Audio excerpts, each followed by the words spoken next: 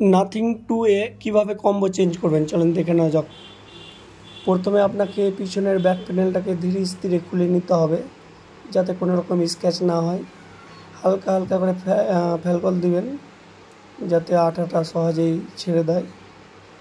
চারিদিকটা একদম ধীরে স্থিরে খুলে নিতে হবে। এটার জন্য আমি ইউজ করেছি গ্লাসের যেটা মোটা পেপার থাকে, দেখতে পাচ্ছেন পুরো এটা আপনার খোলা হয়ে গেল।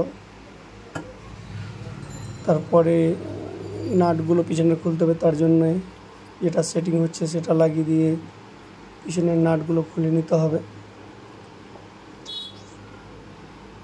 নাটগুলো কোথায় কোথায় আছে দেখতে পাচ্ছেন। এটা পুরো অন্যরকম মোবাইল, এটা এই অবধি খুলবে, দেখতে পাচ্ছেন পিছনেরটা খোলা হয়ে গেল। এবার যেগুলো কানেকশান আছে কানেকশানের পাতাগুলো আস্তে আস্তে করে খুলে নিতে হবে, দেখে দেখে খুলতে হবে যাতে কোনো রকম মিস্টেক না হয়।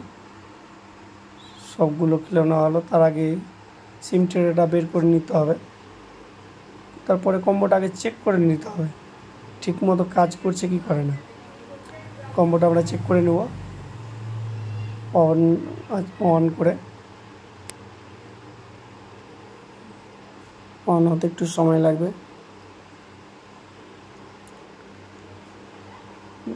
আমাদের মোবাইলটা অন হচ্ছে, অন হয়ে গেল। এটা নিউ কম্বো।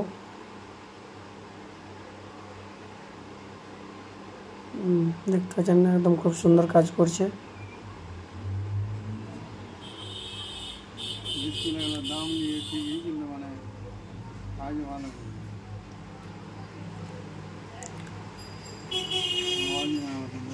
খুব সুন্দর কাজ করছে।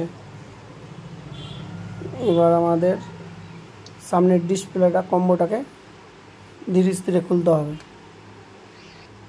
যেহেতু কম্বোটা চেঞ্জ করতে হবে। দেখতে পাচ্ছেন পুরোটাই একদম সুন্দরভাবে খুলে নিতে হবে।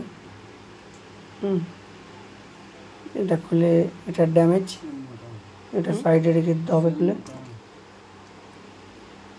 এটা নতুন।